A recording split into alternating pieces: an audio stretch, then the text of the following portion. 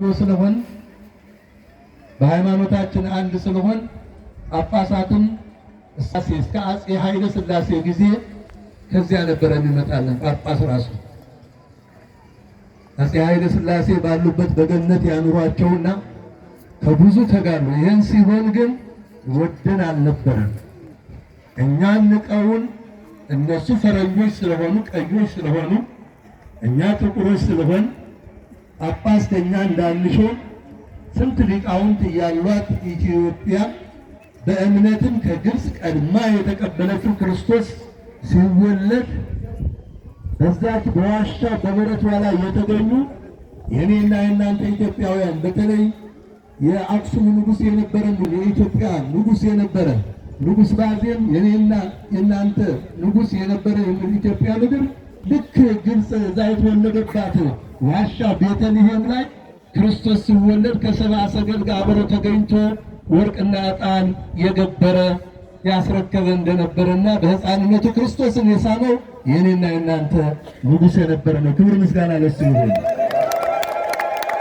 እንዲህ በሃይማኖት አይቀድሙንም፣ በእምነት አይቀድሙንም። ኢትዮጵያን ክርስቶስን በ34 ዓመተ ምህረት በዛ ላይ በባኮስ አማካይነት በጃንደረባው በኢትዮጵያ ጃንደረባ በሚባለው በሱም እዛ ላይ ሄዶ የተጠመቀ በ34 ዓመተ ምህረት ክርስቶስ በ33 ዓመት ነው ዝምድር ላይ የነበረው።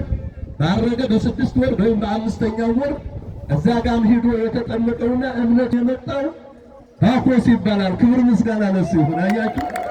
ስለዚህ ኢትዮጵያን ማንም በክርስቶስን በመቀበል ዛሬ ክርስቶስን ተቀበሉ የሚሉት ሁሉ ውሸት ነው። ቀድመን የሩኛንን ክብር ምስጋና ለሱ ይሁን።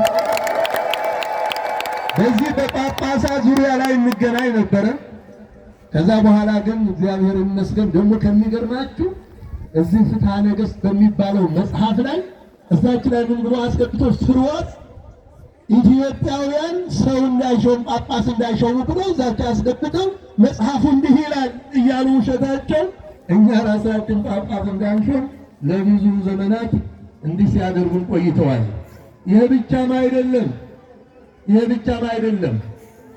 ዛን ጊዜ የነበሩት እነ ንጉሥ ላሊበላ ዛን ዘመን የነበሩ ነገሥታቱ የዛጉዌ ሥርወ መንግሥት የተባሉት ሁሉ ጳጳሳት ክህነት የሚሰጠን አጥተን መከራይተን እዛ ላይ ምን ይብለው ይልኩ ነበር። እንዲህ ካላችሁ አባይን እንገድበዋለን፣ ጳጳስ ላኩልን፣ ጳጳስ የማትልኩልን ከሆነ ግን አባይን እንገድበዋለን እያሉ መልእክት ይልኩባቸው ነበረ።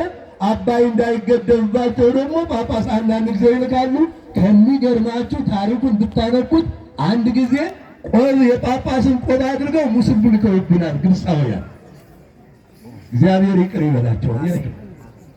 አሁን ይሄ ሁሉ ተንኮል፣ አሁን ደግሞ አባይን እንዳንገድብ እያደረጉን ያለው ግፍ እያያችሁ ነው።